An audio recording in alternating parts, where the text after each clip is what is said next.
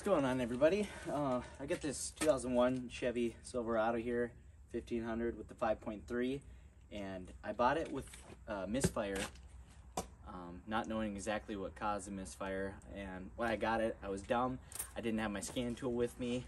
After hooking it up to the scan tool, I seen that it doesn't help a ton. I'm not super knowledgeable with the tools and whatnot and the scanners, but I know I have just about every part to fix a misfire issue, and I know a lot of the times they can be pretty simple, but this one idles pretty bad. I'll go ahead and start it up and show you.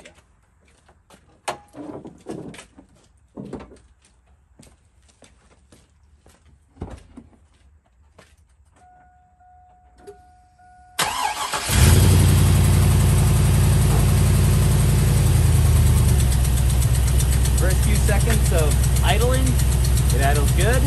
And after a few seconds, it kind of comes down and it just starts to kind of, gets worse and worse. When it's warm, it almost seems worse of a miss and it's rougher, and it'll die in gear and everything when it's up to temp. But I'll kind of give you a little walk around. So you can see, like, look how rough that is. Got some smoke, that's some penetrating fluid that I sprayed on there. But I put new plugs and wires on it. Like, look at that. That's horrible. I put new plugs and wires on it.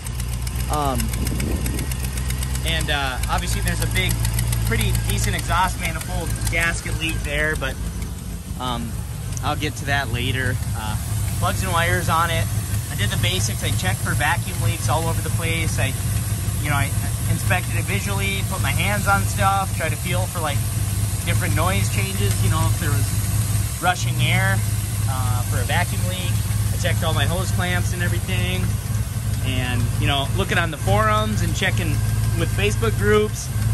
I checked the mass, I cleaned it, I swapped it out for my black truck over there that has a known good mass, and it didn't change anything, but it does run better with the mass airflow sensor unplugged, because then it runs in closed loop, I believe, and then it essentially just dumps way more fuel in there just to make sure it doesn't run lean.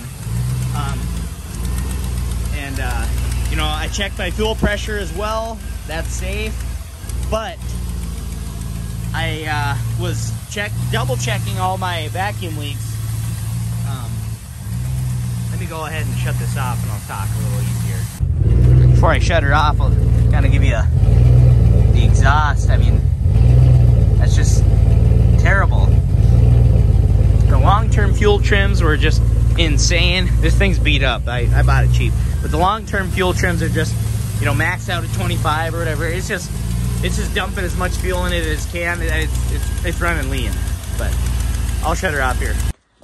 Yeah, I got it thinking it shouldn't be too clapped out. I mean, the interior is pretty dang clean. It's got 157,000 miles. Granted, it is a Rust Belt truck, but it's got fantastic oil pressure, and when it's driving down the road, it's perfectly fine. Driving, it's good. But looking at a ton of forums and different, replies for Facebook groups and everything, I checked all the basics. I've got fuel pressure, so I know it's not a fuel supply issue. And again, I just really felt like it was a vacuum leak, just how it is. And so I was spraying stuff with brake cleaner all over the place, both sides, every single hose and little, even all these, just in case there's like a little crack around where they're mated to the manifold. I sprayed those all really good. I did the trick where you take a little bit of water and you dump it along your intake gasket manifold gaskets, sorry. And you dump some along there, not too much, obviously, you don't want to hydrolock it, but you pour some water down along the intake gaskets, and if it starts to run rougher, then that's telling you it's sucking in the water, and essentially it's steam cleaning it, so it's not terrible for it. But, I did that both sides. I went through several bottles of water, worth of water to try and confirm that it actually wasn't sucking any in. I did it cold and I did it warm, to make sure it wasn't actually, leaking at all, cold or warm, just because I know sometimes it gets hot and it swells up, so it doesn't leak. But this almost seems it's worse when it's warm. So it also didn't make sense that was it intake manifold gaskets. But come on over here. I was spraying brake cleaner at where my throttle body, you know, where the seal is, where it mates to the intake. I was spraying it right about there, just behind the throttle cable, butterfly mechanism there, and right where that seam is. And it was revving up every single time, and I'd spray it and it would rev up. I'm like, oh, I found it. There it is. I ran to the parts store. I got my $8 Velcro, you know, rubber seal for there. I threw it in, same thing. And I'm like, are you kidding? And I started spraying it again, and I wasn't getting anything. I'm like, why is that? I fixed the vacuum leak there. Why is that not fixed at all? It's still running really rough, like a vacuum leak. And then I dug a little deeper and got one reply on a Facebook group that said, sometimes these EGR hoses crack over time. Because that, you know, the EGR hose, it's sucking its own exhaust back in through the intake, essentially. You know, me and my buddies like to just say that it's huffing its own farts, you know, with that little tube system there. So I got to spraying on this tube, and lo and behold, that was making this sucker rev up. So I super suspect there's cracks, one or two, maybe several cracks in this tube. So I ran to the parts store. I got one of these. It was roughly $170 or so bucks. I'm not too worried about it. I'll make at least my money back when I sell this, but roughly 170 bucks. Only one review, and it wasn't too nice, and it's kind of a pain to get it to stretch and fit on this thing. So I got my work cut out for me, but this is how it is now. I'm gonna go ahead and install that tube, and we will see if it fixes it. So before I ran to the parts store, I sprayed it with penetrating fluid, but I'm gonna get it a little bit more again here, just to hopefully help out. That exhaust is warm, and this stuff is almost empty, but better than nothing, I guess. That's good enough. It's probably a little too rusty-crusty down there anyhow, but all right, now I'll grab some tools. I did undo the bolts holding the actual EGR valve. They came free actually very easy with the I just threw a wrench on there. I wasn't really sure how rusty they were on there, so definitely didn't want to have my first thing be snapping those bolts off, because I used the big old 1/2-inch impact on the 10 mil bolts for them. But it's a 10 mil bolt for the EGR tube in the side of the intake there, 10 mil bolts for the EGR valve, and also 10 mil bolts down here. I'll see if I can get you guys down in there and show you. Yep, so down here on the passenger side, like I said, I got these two free. Surprisingly, they came very easy. I just used a 3/8 wrench and got them free. And then there are these guys here.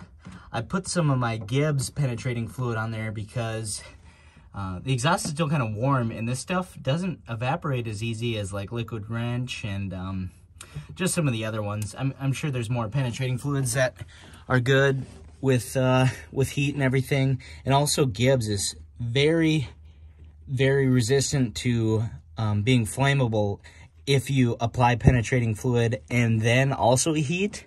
Gibbs does a good job of not starting on fire, so you can, you know, be safe with trying to use both when dealing with rusty exhaust or rusty trucks in general.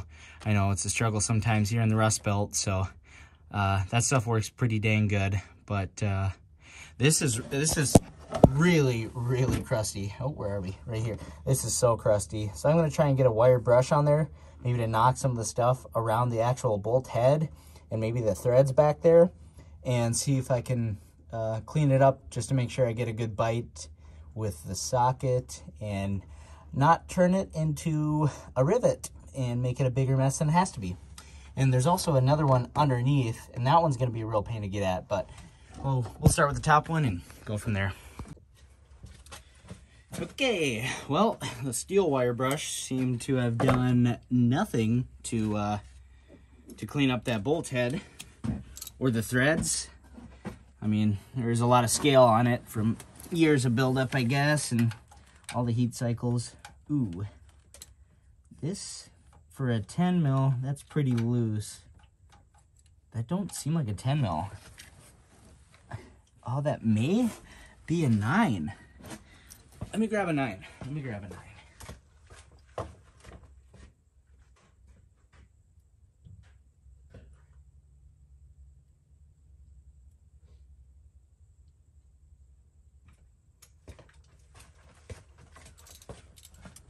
Okay, so I don't have a 9 in 3/8, but I do have it in a 1/4. So I'm hoping it don't crack any of this stuff, if it is a 9 here. Otherwise, I'm gonna have to try and put a standard size socket on there. Let's see.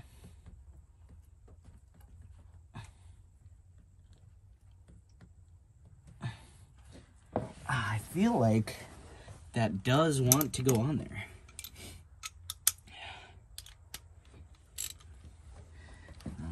And it would make the most sense if it was still a metric size socket, but a 9 just seems rather goobery-ish. And it's not really...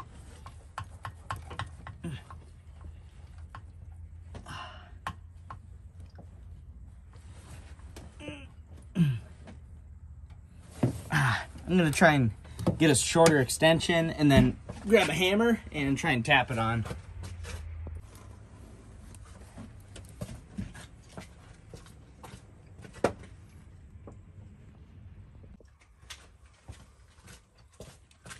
Just gonna carefully add a little persuasion here. And I just remembered that I read on the O'Reilly's website that kit, the new EGR tube kit, does not come with hardware. So I got to make sure I try and save this stuff. Granted, I can get bolts at the hardware store, but I would just rather not to. Well, long story short, I got it. I had some issues with that. I tried to get it red hot. It still didn't start breaking those bolts loose, but I used this tool. Let's get the part number there. Oop. Mayhew 37315, made in USA. There's a 3/8 one and a 1/2 one in a little red pack. It's on Amazon too. But that, on this cheap little tiny small throw air hammer, got both of these loose. Basically no problem. I was a little worried. Spraying this tube, I was spraying up here and I was getting the vacuum leak rev up, but it wasn't doing much. And it looks pretty nice, but I think because when I first started twisting it, it was easily cracked right here. Oh yeah, you can tell that's been cracked for a long time. So it just must have been making its way kind of up the sleeve. When I spray like the sleeve, this other one here, when I sprayed the sleeve, it was just kind of, you know, pulling the fumes up the sleeve into that hole and causing the vacuum leak. All right, well, I'll get the new one on.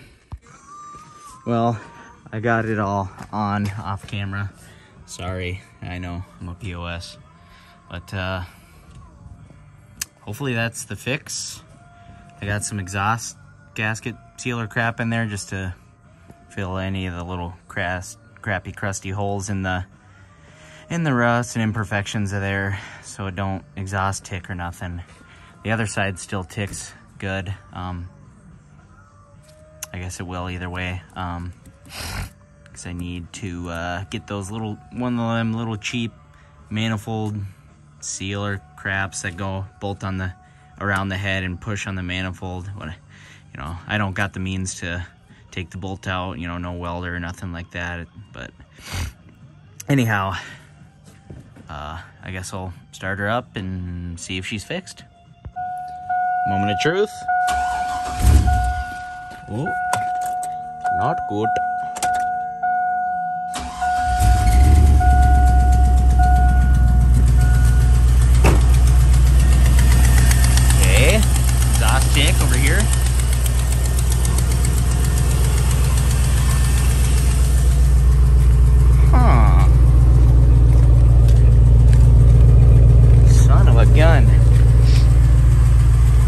sounds like no more exhaust leak to me, baby. Yep, if it was still there, it would have done something goofy by now. In this gasket maker, I gotta run the truck for 10 minutes. It says, drive for 30, let the engine run for 10 minutes. It's tailpipe and muffler stuff. Here, I'll show you. But, let's see. So, this stuff is what I used. I've used it once before and it worked really good. No leaks or nothing so far, so. Oh, and that tick quiets down too. Heck yeah. Well, I'm gonna go spray this sucker off at the car wash and post her up for sale. So we'll see how she does. But yeah, if anybody has that same issue with vacuum leak they can't find and they unplug the MAF and it smooths out their mist and you know, they got good fuel pressure and everything, definitely check that EGR tube. That is awesome. Got some penetrating fluid that's burning off, but yeah, that is awesome. We're good to go. Thanks for watching.